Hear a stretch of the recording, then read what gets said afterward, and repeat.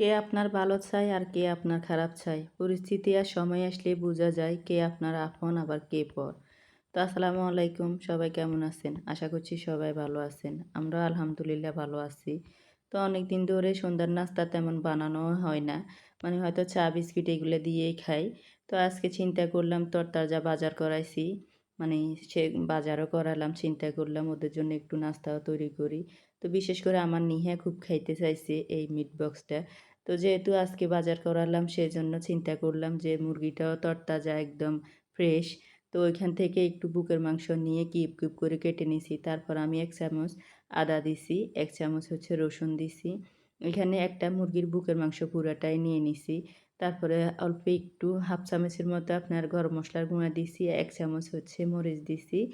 আর যেহেতু আমি ঝাল পছন্দ করি সেজন্য মরিচটা একটু বাড়ায় দিছি। তারপর জিরার গুঁড়া দিছি 1/2 চামচ, লবণ স্বাদ মতো। তো রেসিপিটা আপনাদের সাথে শেয়ার করতেছি এজন্য খেয়ে আমাদের কাছে খুবই ভালো লাগছে। আপনারাও ট্রাই করতে পারেন বাসায়। তো এইখানে হচ্ছে সয়া সস দিয়ে দিলাম ১ চামচ, তারপরে টমেটো সস দিছি ১ চামচ। এই সবগুলো দিয়ে ম্যারিনেট করব। হাতের কাছে লেবু থাকলে আপনারা লেবুও দিতে পারেন সয়া সসের পরিবর্তে।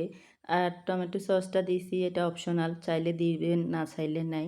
টমেটো সসটা দিলে আরেকটু ভালো লাগবে খেতে।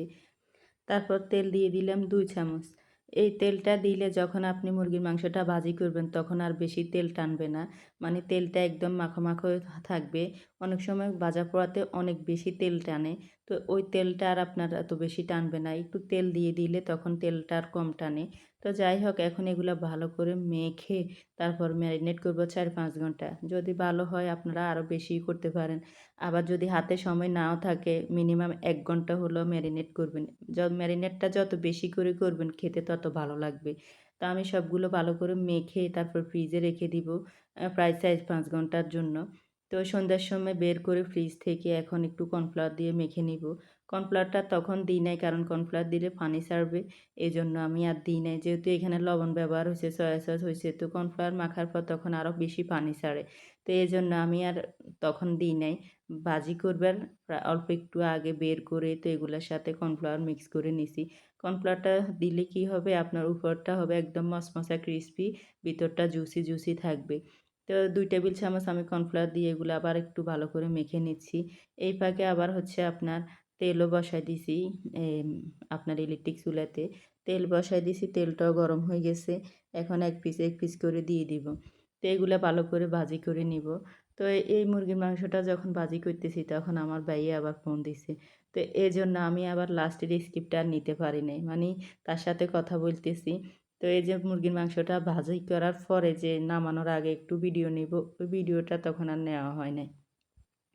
তো সবাই দেখে বুঝে নিবেন ভাজিটা আমি কেমন করে করলাম। একদম ক্রিসপি, ক্রিসপি খেতে অনেক মজা হয়েছে। এই ১ম এই নাস্তাটা বানালাম তো আমার সন্তানরা অনেক পছন্দ করলো। এই তো যখন এরকম কালার হয়েছে তখন নামিয়ে নিছি। দেখতে যেমন লোভনীয়, খেতেও অনেক মজা। তা আবার আমি আমার মেয়ে কাটে দিছে আলুটা। তো আলুটা আমরা ফ্রেঞ্চ ফ্রাই যেরকম করি ওরকম হচ্ছে একটু মরিচ, অল্প একটু রসুন, তারপরে হচ্ছে একটু কর্নফ্লাওয়ার, একটু গরম মসলা দিয়ে ভালো করে মেখে তারপর হচ্ছে এই আলুটা ফ্রাই করে নিছি। ফ্রেঞ্চ ফ্রাই যেরকম করে আরকি ওরকম ক্রিসপি, ক্রিসপি করে নিছি। আবার একটু কর্নফ্লাওয়ারও দিছি। তো ওই পাশে আবার আমার মেয়ে মেয়োনিজ বানায় নিছে। মেয়োনিজটা আর আপনাদের সাথে শেয়ার করা হয় নাই। আর যদি আপনারা দেখতে চান তাহলে শেয়ার করে দিব। তো এখন আলু আর মাংসটা একসাথে মিক্স করব। মাংসটা আমার মেয়ে বলতেছে একটু বড় হয়ে গেছে। তো যেগুলো ওর কাছে মনে হয়েছে বড় হয়েছে ওগুলো আবার ও কেটে নিচ্ছে। তো আলু আর মাংস এগুলো ভালো করে মিক্স করে নিতেছি।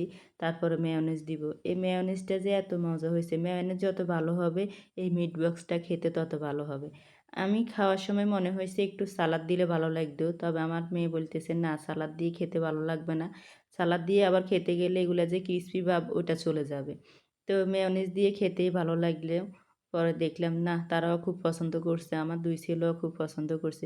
তো আপনি যদি এভাবে বাসায় বানায় খান তাহলে আপনি বাইরে থেকে আর মিট বক্স কিনে খাওয়ার প্রয়োজনে পড়বে না। মানে আপনার সন্তানরা আপনার খাবারটাই বেশি পছন্দ করবে বাইরের খাবারের থেকে। আর ঘরের খাবারটা যে স্বাস্থ্যসম্মত ওই খাবার বাইরের খাবারটাও স্বাস্থ্যসম্মত না। আমরা ঘরে ফ্রেশ তেল, ফ্রেশ মুরগি মানে সব কিছু ফ্রেশ, ফ্রেশ দিয়েই করতেছি।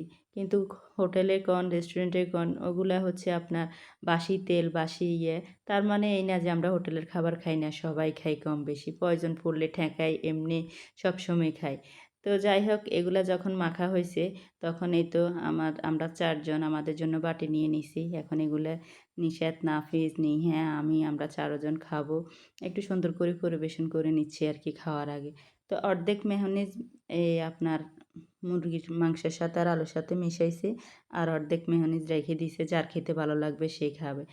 তো আমার নাফিজ মেয়োনিজ একদম পছন্দ করে না। তারপরেও আমরা যখন মাখায় নিছি ওকে দিছি, চেষ্টা করতেছি ওকে খাওয়ানোর জন্য। ও কোনো মতেই খাবে না।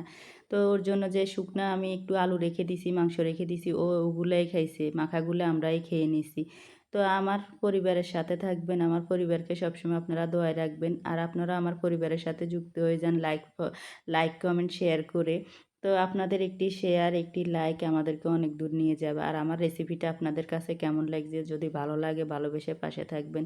আমার নিশাদকে বলতেছি কেমন লাগছে, নিশাদ বলতেছি অনেক মজা হইছে। তার এক্সপ্রেশন দেখে আপনারা বুঝে নিন।